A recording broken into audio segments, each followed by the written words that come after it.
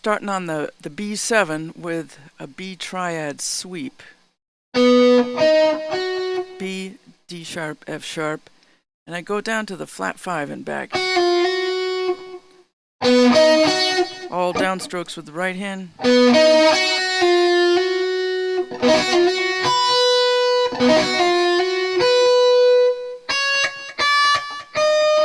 So I'm bending half steps here.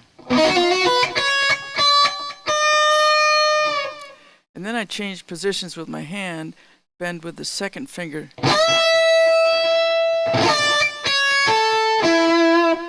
And it's like a A sus chord.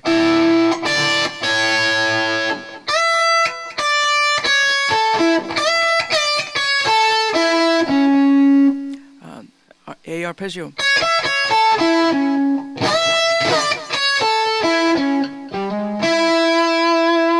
When I hit the E7 chord, I'm hitting the third and the root.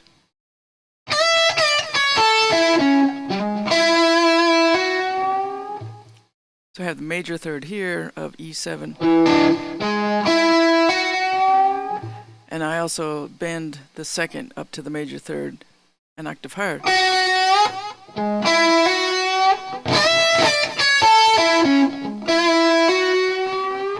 And I do a lot of scraping on the strings as well.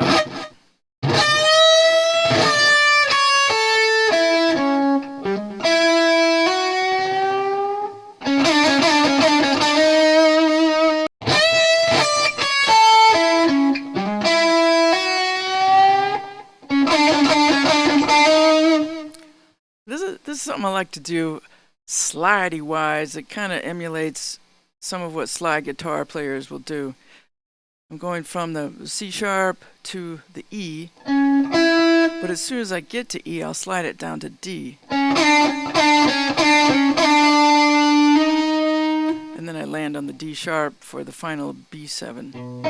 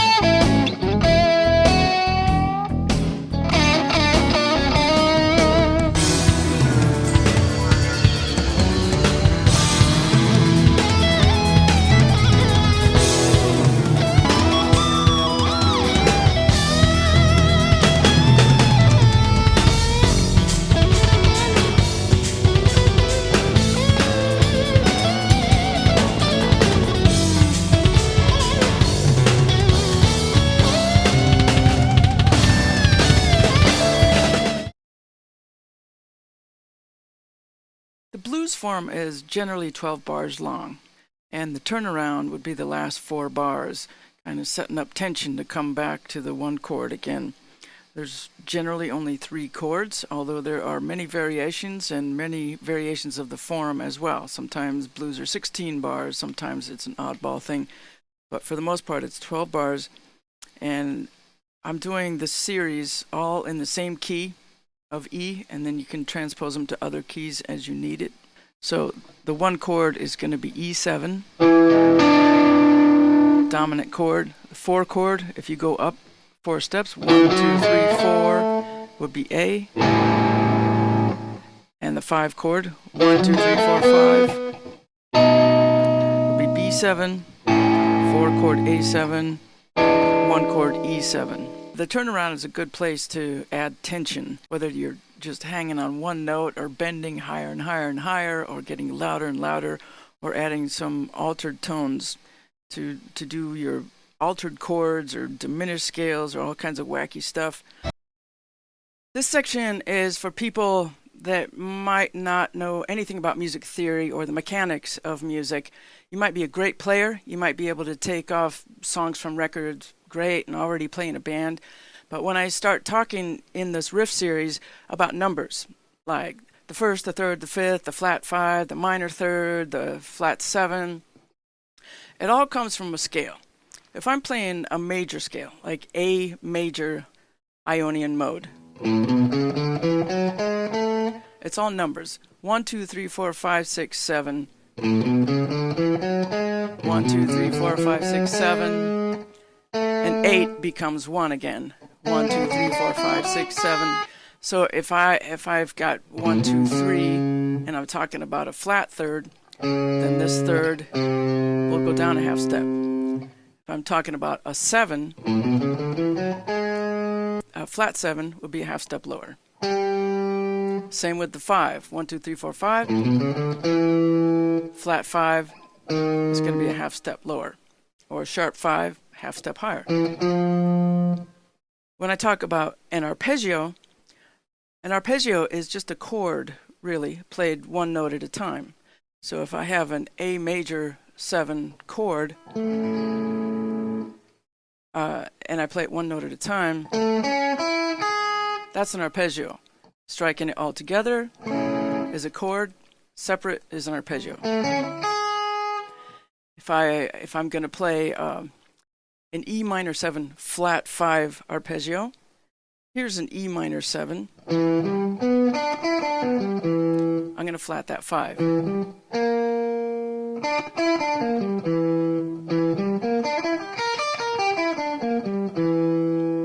Sometimes when I talk about bending, I'll go by steps. So half step bend, if I'm going to go from here, you want to make sure not to overbend and do a whole step or somewhere between a half step and a whole step. So it's a good idea when you're practicing bends to play the note that is your target first, because you get that in your ear and then bend up until you hear it. Sometimes I'll get into a minor third bend.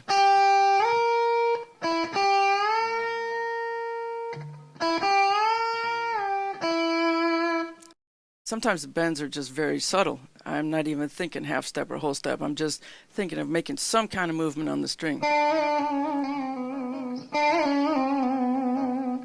Some of the techniques I'll be talking about are sweeps. If I have 3 notes that are lined up on a string, or even 2 notes, I'm going to just take an A major triad for this example.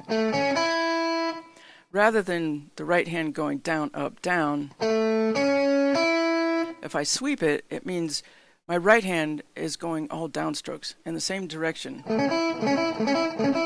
And there's a kind of a subtle angle change in my hand where, check out the right hand if I'm doing alternate picking. If I'm sweeping,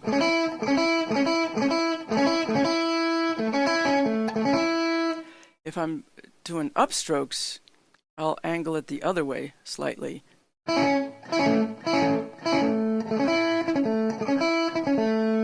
When I talk about double stops, it just means 2 notes at the same time. So, like, sometimes I will bend into double stops. Like I'm going to bend the C to D and grab this G.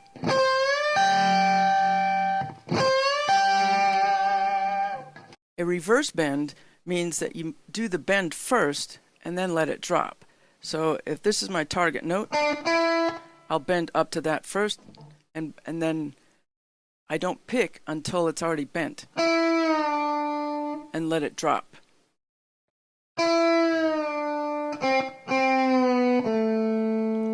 That was a half step bend.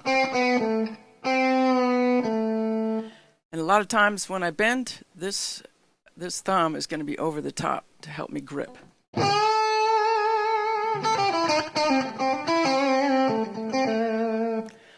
If I'm going to be doing some stretches,